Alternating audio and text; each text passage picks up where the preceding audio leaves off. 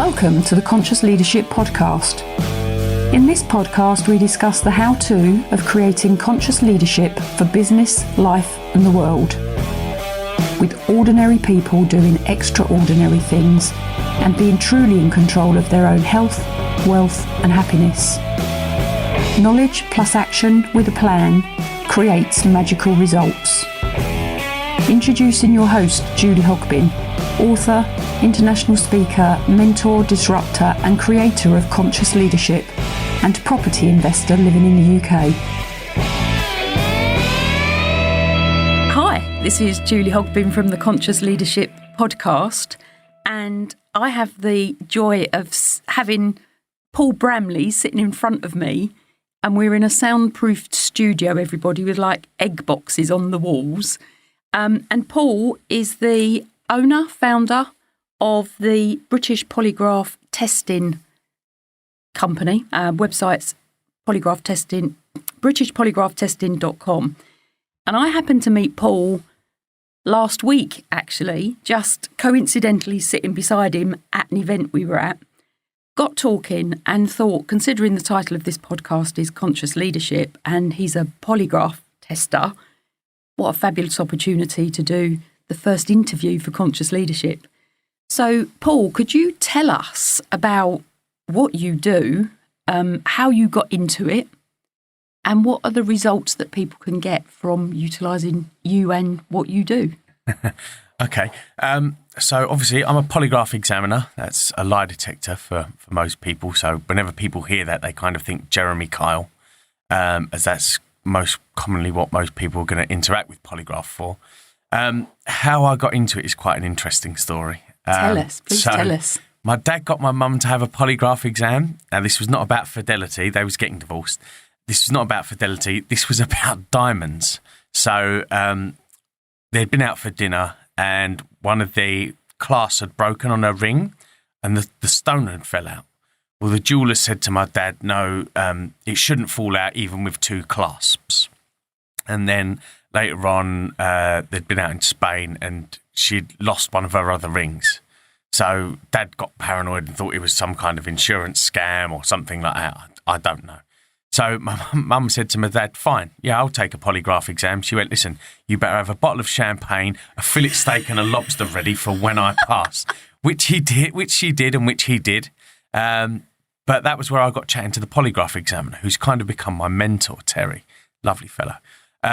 So that was really handy because then I got to pick his brain, but also get to go to one of the best schools in the world. So how long ago was this, Paul? This was about 5 years ago, because I've been a professional polygraph examiner for the last 4 years. Right. So yeah, that was when all these kind of things happened.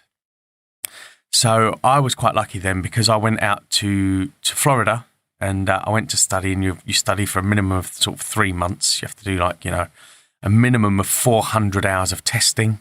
That also means you've got to be an examinee for the other people who are training for over 400 hours of testing. So, you kind of get to spend enough time on the hot seat as well.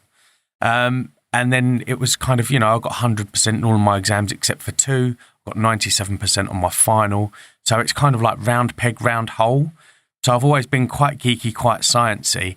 And I was one of those people where, don't forget, I'm sitting there with other people, a lot of like police force, things like that from the USA. And when we're doing stuff like with the doctors coming in saying on about his physiognomy, I was one of those people that always had their hand up, asking another question. Yeah, exactly that face. When everyone makes that weird groan going, oh, please, not another question. And that was me.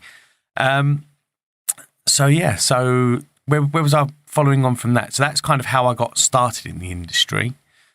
Interesting. I just want to share something. So the podcast is around conscious leadership. Conscious leadership is around understanding why we make the decisions that we make to get us to where we want to be.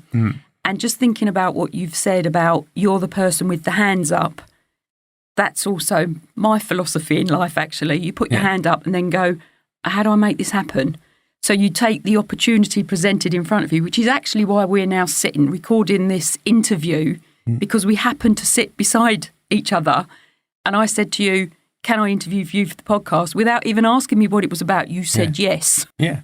So that whole opportunity-taking process really does lead you into some very interesting places if you, I'm going to say, don't let some of the limiting beliefs we have about who we are, what we are, where we come from, stop us doing that.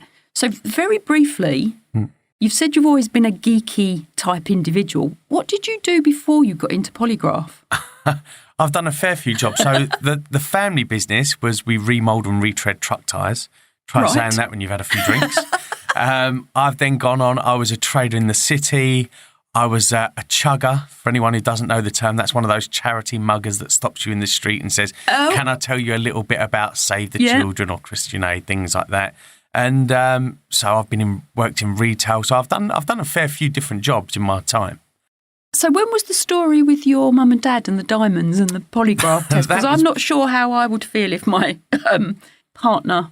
I suppose your mum offered to take the polygraph test, didn't she? Well, Dad was sort of he gets into things a little too much. Probably the Jeremy Kyle show, and this is the good thing with polygraph. It's a very quick solution. So how long does each test take? It takes about a couple of hours. It can go longer. It can be a little bit quicker, but if something's like taking you about 26 minutes or half an hour. That's not a proper polygraph exam. Someone's probably cutting some massive corners. It has a set process. Funny enough, what you were saying about with regards to questioning is one of the things I tell, my kids and I tell all of my clients is there is only one stupid question in the world, and that is the unasked question. Because if you don't ask, you don't know. Yeah. And it's always good to encourage people, question everything. Yeah, I absolutely agree with that. One of the things I was thinking about last week, I was brought up believing if you ask, you don't get. Yeah. And of course, in reality, you have to ask because you have to let people know what you want. So there's a lot of mind flow processes that to consciously lead, to consciously do, to change what we need, we have to question internally and externally. So I'm really interested in the quality aspect of lie detector test because I think it's fabulous and I'd really like to know about how you can use it. And I know you were saying about if it's sort of a 30 minutes, you've just mentioned if it's 30 minutes, they're not doing it properly. It should be a couple of hours.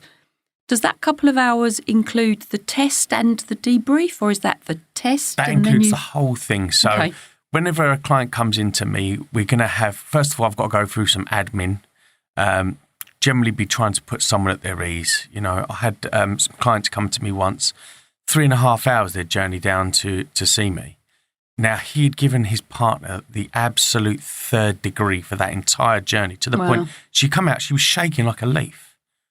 I don't need people shaking like a leaf. I mean, nerves aren't going to affect a polygraph exam, but I want people to be as comfortable and relaxed as possible just because it's better. Life is better when you're more comfortable, more relaxed. I've got a lot of information to impart to someone. So if they're, hardwired and they're just too, wound up, then they're not going to be taking that information in, which means, it's going to slow the process even more and things like that. So if you were really emotional about the thing that you were going to have the test on, or as you've said, so your partner, whatever it is, whoever it is that's making you do the test, because you can obviously be made to do them, but you're saying, it's your choice. Would those high emotions affect the result of the test? No, that's one of the things that I'm going to be spending my time doing with someone is effectively a polygraph exam is a single issue test. So this is where you're testing for one main thing. Unless you're doing something, say, for example, like a pre-employment test. Most events are a single issue. So one of the things people come to me, they want to find out is my partner cheating on me? So we have to define what that is because cheating applies differently to everyone else. So it will be, since being with your partner, have you had any physical sexual contact with any other person? Okay, we use the gender non-specific. I don't care if you're cheating with a man or cheating with a woman, cheating. But we clearly define what physical sexual contact is. So that's touching someone's breast, buttocks or genitalia, either under or over clothing for the purposes of sexual arousal, sexual curiosity or sexual stimulation.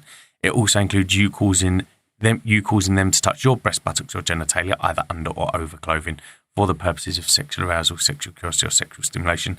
And it also includes passionately kissing someone else.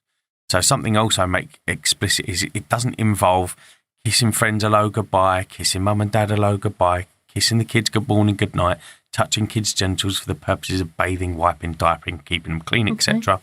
All of that is unless done for the purposes of sexual arousal, sexual curiosity, or sexual stimulation. You're kissing your mum for sexual purposes, you have deeper problems than I can help with. It's the Oedipus complex, isn't it? Yeah. But at least, so when we go through it, people go, because we're looking for, have you done this action? We clearly define it. So people become more at ease because they think a polygraph is going to be like an X-ray into their soul. Yeah. And it doesn't work that out. I'm not trying to find out all of your hidden secrets. It's a case of, did you do this action, yes or no? So it doesn't involve your thoughts because people can think things but not do things. So No. it's the physical action. I make that, everything gets made explicit. One of the questions is, in fact, do you understand? I will only ask the questions we discussed. Because if you suddenly said to someone, did you steal a Mars bar when you was 4? Now, whether they have or whether they haven't, if you haven't gone through that question with them, they're going to go, well, I can't tell them whether someone's being honest or being deceptive. All I can tell is they were surprised by the question. So we do thoroughly go through absolutely everything. And when you go through stuff, that helps people put their mind at ease. Yeah. Also, it's kind of cathartic as well, because if someone has done something, listen, loads of people have done loads of things that their partner may know about, may not know about. But the idea then is that doesn't mean, well, I kissed someone once, I'm going to instantly fail the test. We'll then talk about that in the pre-test interview. And whatever they admit to, I make a note, it all goes down, it all goes in the report that I send out. But then I change the question to become besides what we discussed. So, for example, someone might say to me, I was in a club once, a guy tried kissing me, his lips did touch mine, but I pushed him straight off. Is that going to affect the test? Well, I make a note of it, and, then it becomes besides what we discussed. Now, you can't hide behind a micro admission. If she's then gone off and slept with the guy, we haven't spoken about that. So you're still hiding stuff via omission. So that's the caveat there, so that we can help people. I had one client, lots of sex addiction. His wife knew that he'd cheated on her a lot. My right hand was very tired that day. But what she wanted to know is, has he told me everything that, now he's been found out, has he told me everything? Yes. And can we rebuild our relationship on a foundation of trust? Now, she's one of the very few people smart enough, she realises that a polygraph exam can be used as a compliance device. So he comes back to me every year so that, because he's got an issue. So she said, he knows now, this helps him throughout the year, because any time he thinks he may be tempted, he knows he's going to be having another polygraph exam. This also helps her keep her peace of mind and her sanity. Yes. So that's really interesting. So you can have one done to clear the past and then move forward from the one and do them. I'm assuming, and I hate doing any assumptions, but I'm assuming you can have them done as frequently as you liked. You shouldn't really be doing them, monthly or things like that. I mean, give people sort of a decent chance. But yeah, you can. This one, at least it helps him stay compliant, so he knows what's going to be happening, and it's that's a brilliant use for polygraph. And I suppose then the partner, male or female, whichever way round, then has the confidence to know that they can trust because the partner's agreed to do the test the next year or 6 months or whatever it is. Yeah. Fabulous. So what can you actually use the test for? So there's, maybe a paranoia of a scam of a lost diamond. Yeah. Or the trust of a partner, whether they have or they haven't. Yeah. It all has to normally boil down to an actual action.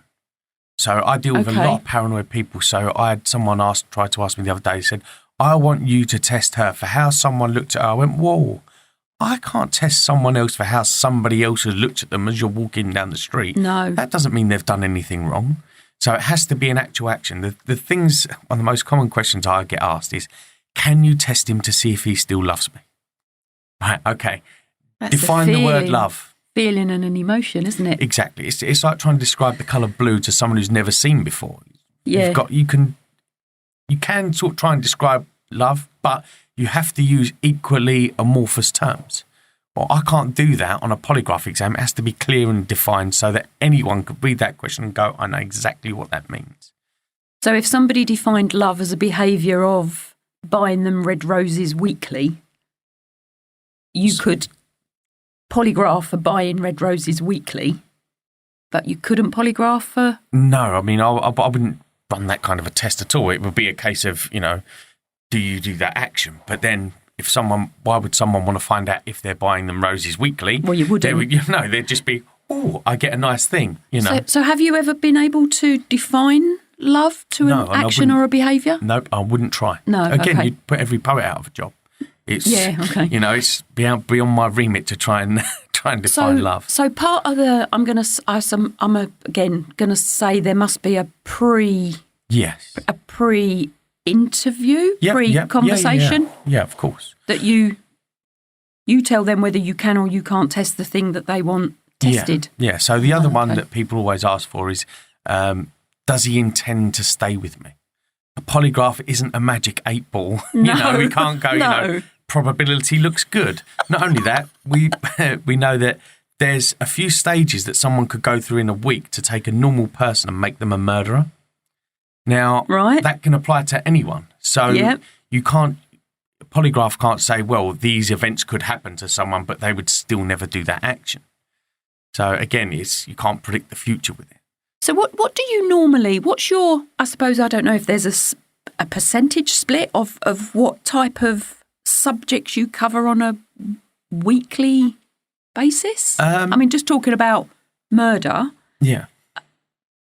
Do you get called into, I'm assuming, the police force to do polygraph tests? Well, the police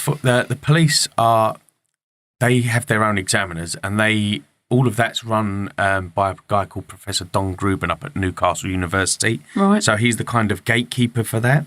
So where I'm a private examiner, I've trained privately and I've gone into America. It wouldn't be worth my while to retrain with Professor Don Gruben to kind of get, the police work stuff. Right, okay. I do private individuals that want to find something out. And sometimes in a weird way, people find it easier because they know I don't have any affiliation with the police. Then, That being said, there's certain things obviously I won't be testing for. So one of the ones that I've been asked for is I want you to test this guy to see if he stole my cocaine. I'm not going to be doing that test because I'm not going to get involved in your illegal activity. Oh, dear. So, we do have to kind of vet stuff. The other thing that a lot of people do is they don't understand. With polygraph, again, it's a single issue test. So, what do you mean by a single issue test? Well, this is exactly what I was just going to define. Fabulous. So, this will be like we're looking for an action. So, let's stick with cheating. Since being with your partner, have you had any physical sexual contact with anybody else? Now, what someone else might ask, they might say, well, I think he's done something with Jennifer down the street. Okay. Now, if they want, I can make a test specific. We wouldn't use a person's name on the test, but it would be in the report. And, it's like saying if we had a conversation for 45 minutes about a footballer, and I said to you, did he score the other day? You wouldn't go, why, who are we talking about? You just don't want people to respond to a name on the test. So I could do that test, but then the test becomes specific. Yeah. So as long as he hasn't done anything with Jennifer, he can pass that test. That means he could have been doing anything with anybody else. Amanda, Barry. Yeah, exactly. But as long as it wasn't that person, he can pass that test because you've made it kind of too specific. You've kind of closed the gate, into such a small thing. You've created a massive loophole for people. So what normally happens is people will have an event that causes them to be suspicious about something. And they want to kind of ask a question about the event, but the event is pointing to someone being unfaithful. Yeah. You don't need to ask questions about this event here and he said he was out with his friends and, or I found a girl's number on his phone. You're going to find out. Right. Let's not waste our arrows over there. We're going to focus on our main target, which is, since you guys have been together, has he had any physical sexual contact with anybody else? And again, I always use the the gender non-specific because, you could be cheating with a man, cheating with a woman. You'd be surprised at a few faces that have dropped. No, any other women?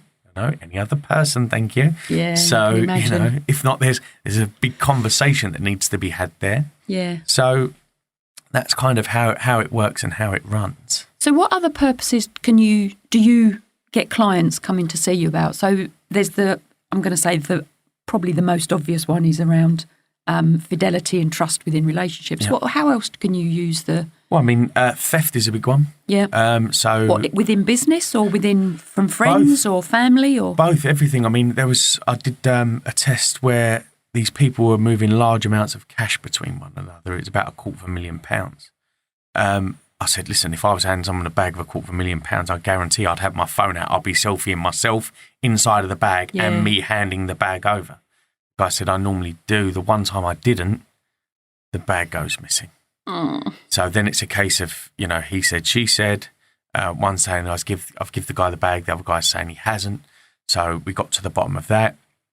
Another one was a guy who had stolen some money off his friend's counter and denied that he was doing it, I think it's about £1,000. What's shop counter type thing? No, in his home, in his kitchen.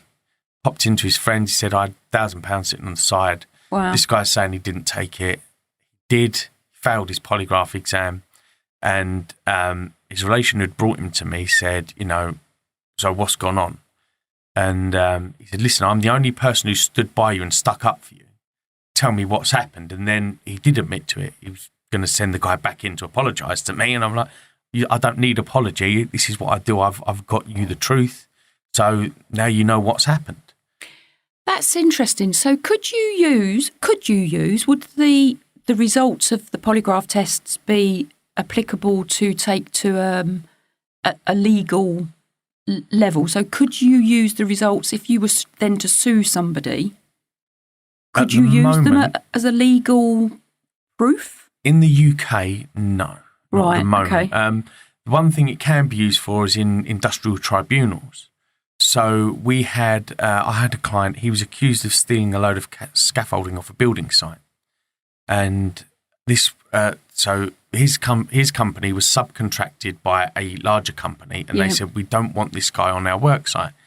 The other company said, hold on, we believe in our staff. We want to get to the bottom of this first. So he come to me and he passed his polygraph. He hadn't been involved in stealing any of the scaffolding. And you kind of go, who would have a reason to point the finger at someone else? Yeah. But this guy, without them being able to properly investigate, it's kind of almost like, well, he was just going to be effectively a fall guy. Yeah, so, I mean, he'd have lost his job. That would have affected his future. He probably wouldn't have got another job because it would be hanging over his head. Exactly. That's fabulous. So I'm just thinking, because considering where we were yesterday, we were learning around, we were in a program talking about how to get the best out of your employees and out of your business. Thinking about that as a real recognition and support for a member of staff within an organisation that's been accused of stealing, at whatever level, as a good employer, we could use the polygraph test to support our member of staff and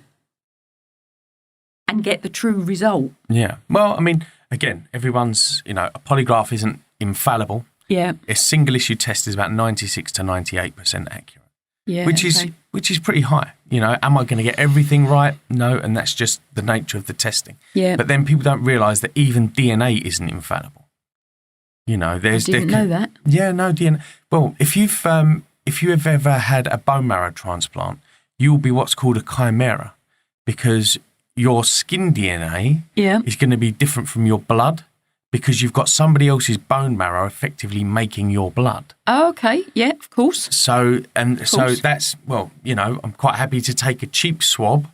We found some blood on the scene. I'll be more than happy to take a cheap swab. Yes, because your cheek DNA is not the same as the blood that's coursing around your body. So there's all of these different things. And not only that, with the nature of any empirical scientific study, there is always going to be outliers.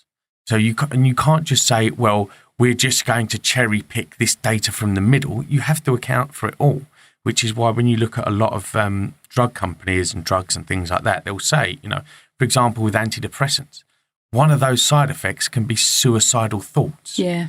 The kind of very opposite of what you're actually supposed to be taking this drug for. Yeah. And these are kind of how people, they'll hear it as a side effect.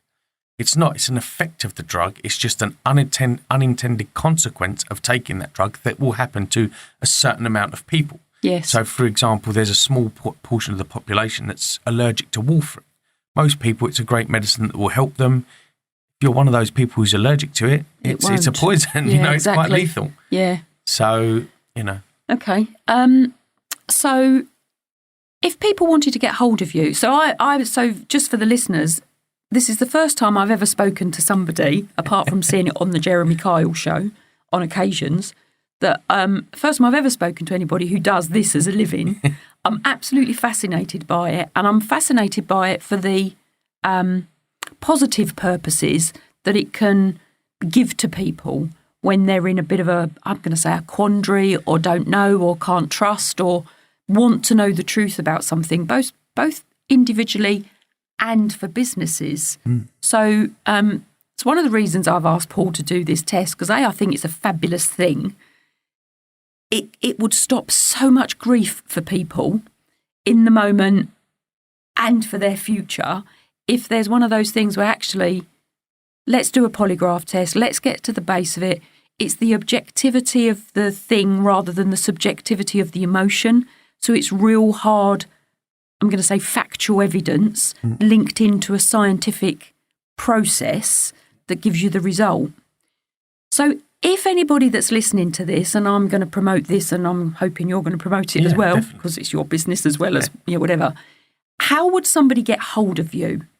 and it's pretty easy. So people can either email us, info@BritishPolygraphTesting.com. They can check us out on the website, www.BritishPolygraphTesting.com. They can call us on 0203 488 2979. Sorry, I'm forgetting my own phone number there. Obviously, they can contact us on Facebook as well. So we've got all of those channels available.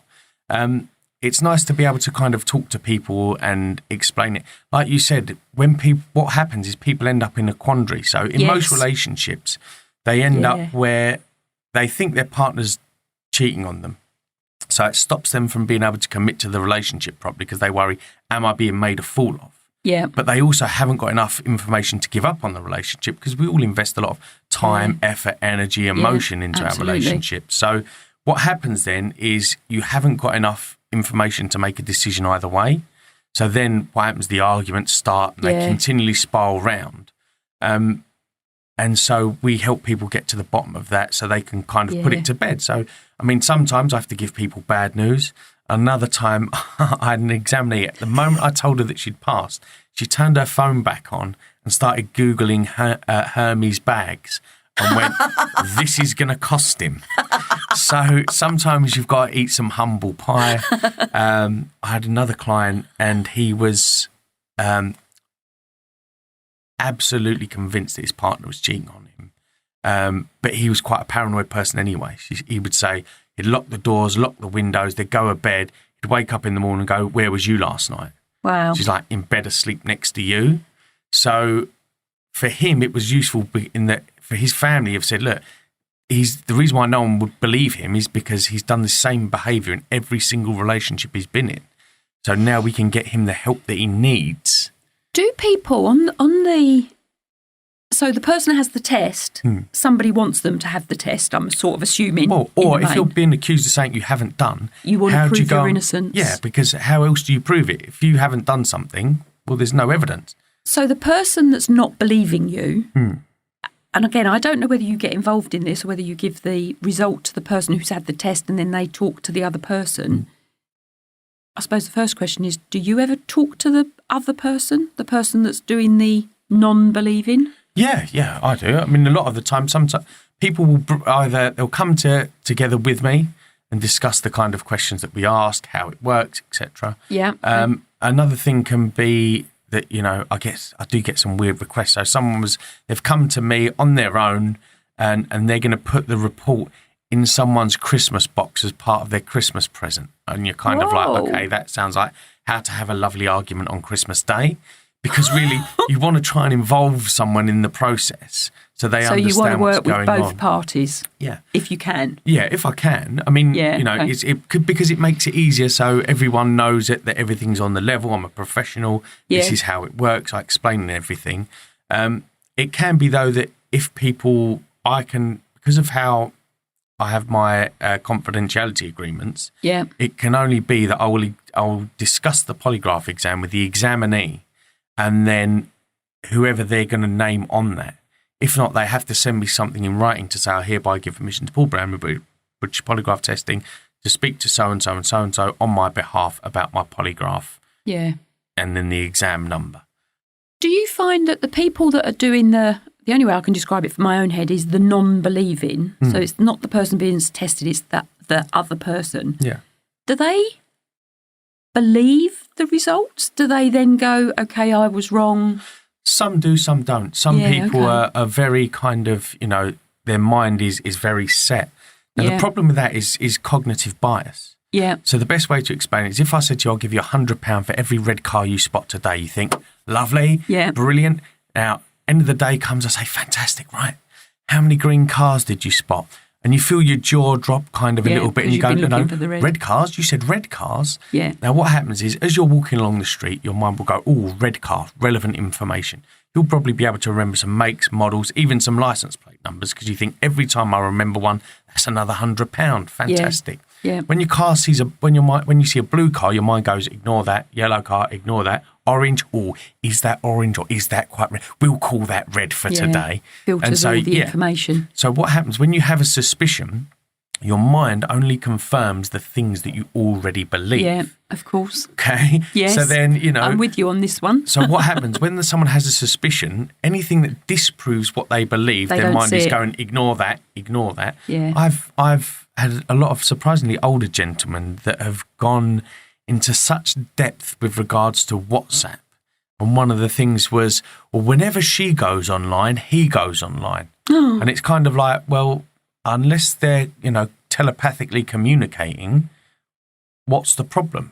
If not, you would have like the messages between, but this is the problem once people start getting a little bit paranoid, that they really go down these rabbit holes. But how else do you kind of get someone out of that? That's quite a bit of work when people become that paranoid. Well, exactly. I mean, I'm going to say the negative emotions of paranoia, envy, jealousy, those types of things. I'm going to say, I suppose, if you've got an objective result that says no, they weren't doing that, that's not going to stop what's going on up in the mind unless they can objectively put all of that subjective stuff away. Yeah, I mean, it does help. It does help a lot of people. I mean, some people are going to be, they're just going to stick to their guns. I mean, it's weird. The two hardest things for people to say is, I'm sorry and I don't know. If you ask an astrophysicist a question about brain surgery, what you'll probably hear sometimes is, well, which is basically saying, I reckon. Yeah. Now, rather than saying, look, this is not my expertise, this is not my area of study, because you're still involved in a science, they're going to take a guess at it, but it's not the same as if you actually get a neurosurgeon's opinion and say, then this is their core niche of what they work on. This is their specialism. Now, this is interesting concept because I totally agree with you. We're all experts in our own field doing the thing we do. We know bits and pieces about other stuff. Yeah. Of course we do because we're alive, basically. Yeah. So, question to you, what makes you the expert in this field? Why should people come to you rather than potentially another polygraph tester? Well, I mean, you should always do your research on your polygraph examiner. It's absolutely paramount. Yeah. You should check that they're accredited and they've gone to properly trained schools. So again, a polygraph examiner is more like a technician. So you've learned a skill. So when you get the doctors who are working on it, like Hans Raskin, people like that, they're the ones who are doing and coming up with the experiments on polygraph all the time. So one of the things I find frustrating is people think polygraph is the same thing and it's never changed. Well, the first person to bring I'm going to use air quotes here to say a polygraph into a court was a guy called William Walter Marsden. And how long ago was that? That was back in early, I think, either 50s or 60s. This is a long time ago. Yeah. Now, he's also famous for creating Wonder Woman, the comic book character, and her lasso of truth. Now, his thing was he literally took someone's blood pressure, deflated the blood pressure cuff, asked them a question, reinflates the blood pressure cuff, and then takes their blood pressure again afterwards. Right. Well, you would have, basically that's useless. You'd have missed all the relevant data and things like that. But everything evolves. Yeah, so, even with all sciences and medicines, I mean, don't forget, in America, they used to give people lobotomies like they were giving out Smarties. I don't think there is any reason to give someone a lobotomy in this day and age. It's murderous. So you can't compare what was going on in a mental institution, back in America then, with the techniques of brain surgery and things that they can do today. Everything's evolved. But people don't know enough about polygraph, and they will quote a statistic of something that might be from a very old test that's no longer used and is not even a valid testing method anymore. Do people still use it or non-valid testing? I wouldn't for all the tea in China. That's why I was asking. Yeah, this way, I mean, a decent examiner, you should be doing your continuing professional development. Yeah, CPD. You should be carrying on with the finding out all the time in polygraph what's going on in the world. I don't think a plethysmograph is part of the required equipment yet, but it probably will be. Now, plethysmograph measures blood volume density in the extremities. So one of the things that will happen is, when people's adrenaline hits people's system, you get the blood vessels will constrict because it needs to go, right, we need to keep the core alive and we need to keep our muscles, with a lot of blood in case we've got to get out of here, the fight or freeze response. Yeah, absolutely. Okay. So how many, is there a set amount of CPD that you need to do? You have to do a minimum of 40 hours every 2 years. Okay, so that's actually quite a lot for... Yeah, I mean... some people only have to do 10. Well, I think what I do is very, very important. Yeah. Look, nobody's calling up for... Well, I say nobody. You do... Most people, when they're coming for a polygraph, it's a serious issue. It's someone's freedom, someone's relationship, all of these things are on the line. And you have to take that very, very seriously. You will occasionally get a call that says, we want to use polygraph at our bachelor party and things like that. And you just explain to people, look, that's a non-valid method of testing, because the last thing you want is people are messing around asking questions you can't really ask, but it's just for a bit of fun at a party. If someone asks the wrong question of, have you slept with so-and-so or do you fancy so-and-so, you have to say, listen, this isn't a professional test. This is just for comic purposes, Sort of diminishes for me, that would somehow diminish the purpose of the profession. It does. And so, again, some of that's useful, some of it's not useful. Again, it's also where people don't know enough about polygraph. It's kind of, your examiner should be making it absolutely explicitly clear. You're either doing a valid test or you're doing a non-valid test. So I was recently in Finland doing some filming for, I think, what's going to effectively be almost like a kind of political advert, things like that. And I said, look, it was all about climate change, ironically. And I said, listen, you can either do a valid test or a non-valid test. They was choosing to do a non-valid test because it was for promotion and things like that. And they was asking questions that it would be impossible for anyone to really answer truthfully. You can't say to someone, I think one of the questions they wanted to ask was, is there anything more you could be doing towards climate change? Well, the answer's just got to be yes. Exactly. So anyone to say no, that would be impossible. Unless you're a monk who lives on a mountain, who grows his own lettuce and eats it and then walks down the mountain to clear up the beach of plastic, then, I'm sure even then there's probably something still more you could do. So, but that wasn't what they was using it for. But then halfway through, they want to say, oh, well, have you got any results or anything like that? And I had to say, look, no. And I told you this at the beginning. It's either a valid test or non-valid test. It's black or white. There is no, so the results that you should be getting is either deception indicated, no deception indicated, or no opinion / inconclusive. Right, okay. You know. So hearing you talking about Finland, you obviously travel to do this? Oh, yeah, I've travelled all over the world. Ah, okay.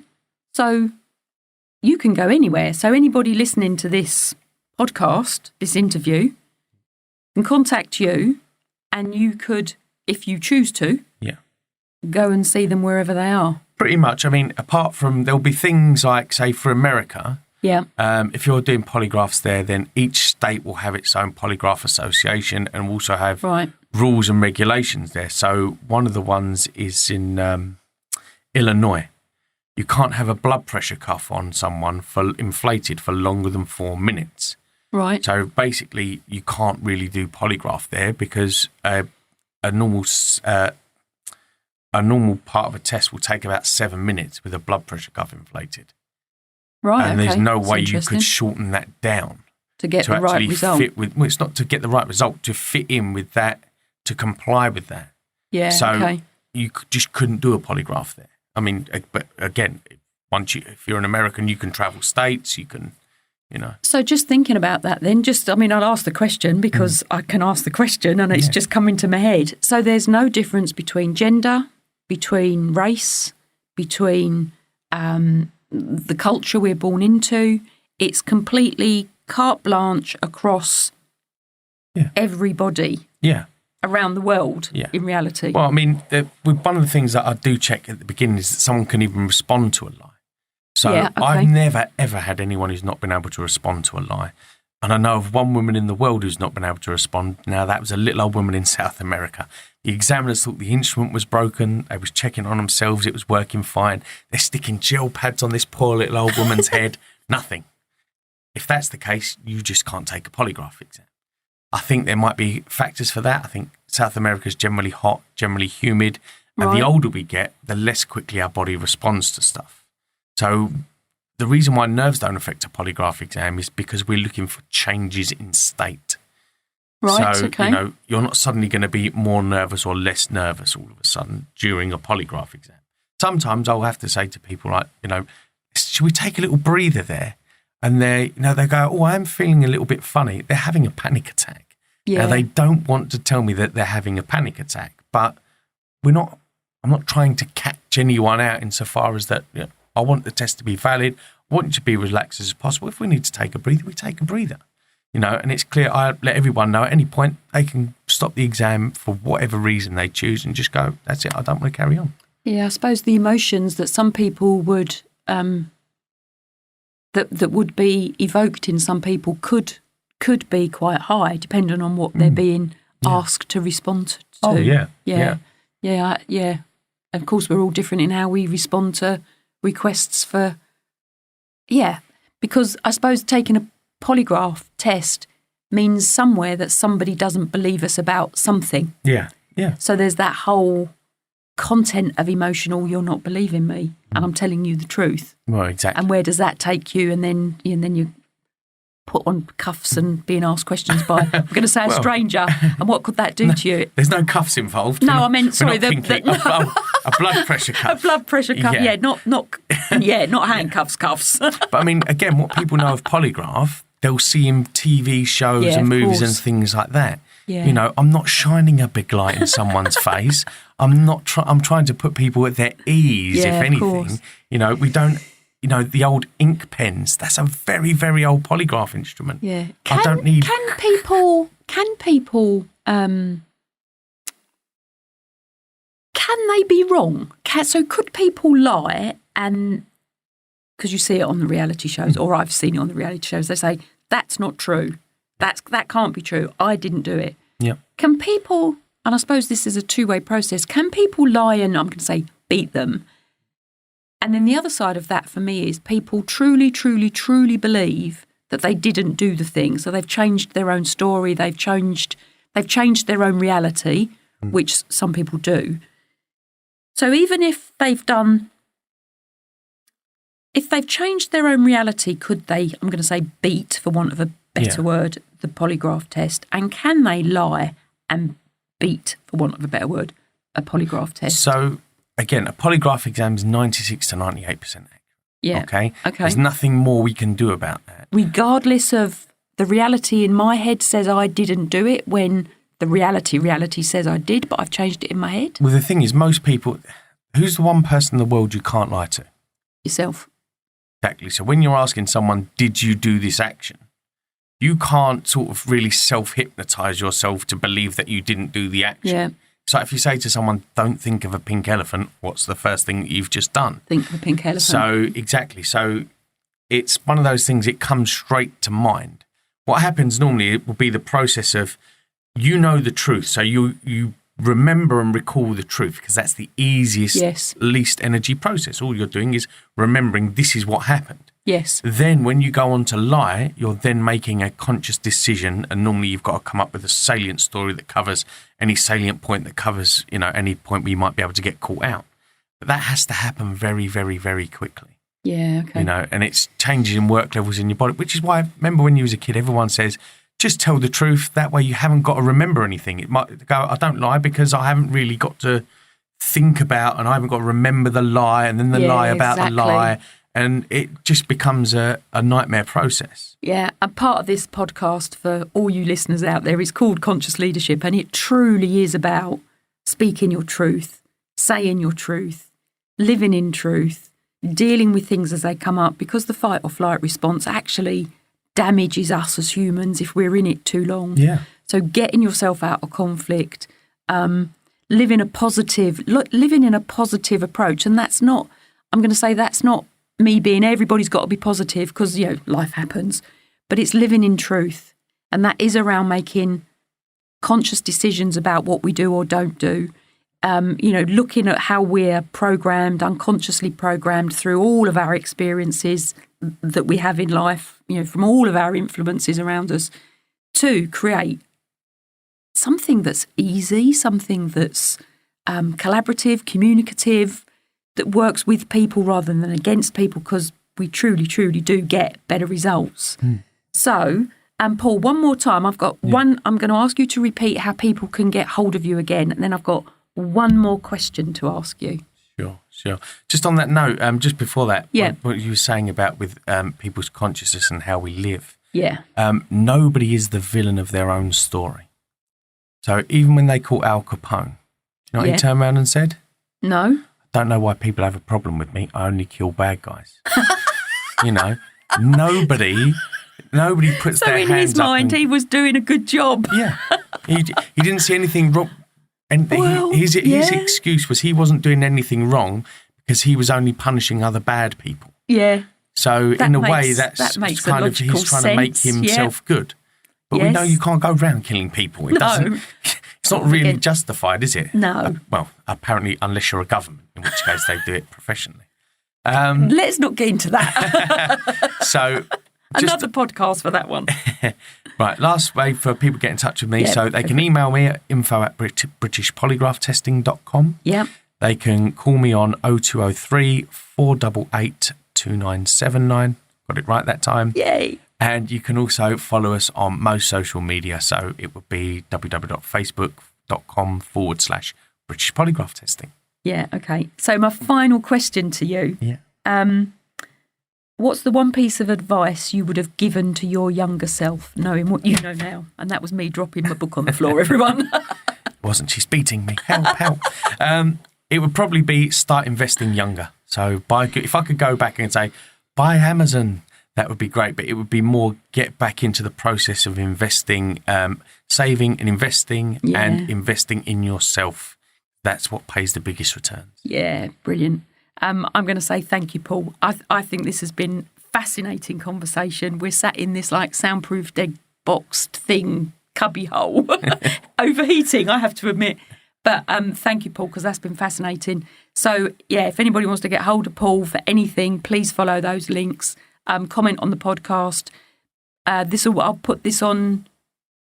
Where am I going to put this? It will be out on a few social media platforms. So if you've got any questions, either come back to me, Julie Hogbin, or go to Paul Bramley, and ask the questions, because I'm sure we'll stay in touch somehow. Yeah. So if you've got any questions on any of this, any comments, let us know. And remember, go out there, do one thing, take one action that gets you closer to your dream. I'm going to say thank you, sign off for our interview. Thank you, Paul. Thank you very much. Thanks for listening to the Conscious Leadership Podcast. You can contact Julie on LinkedIn, Facebook, Instagram, Twitter, Pinterest, and Hear Me Out. Please subscribe to her YouTube channel for how-to videos and more content. And please message Julie to have your questions answered. Until next time, remember, knowledge plus action with a plan creates magical results. See it, say it, write it, believe it, and achieve it.